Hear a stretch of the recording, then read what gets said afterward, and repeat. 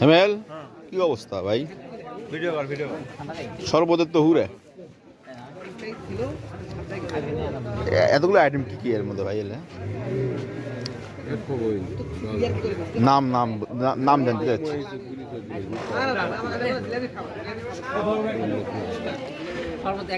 এখানে কয়টা আইটেম দেখা যাচ্ছে? অনেকগুলো আইটেম। এর মধ্যে কি কি আছে? এটা সাবুদানা, হালিম দানা, সুপগুলো ভুষার,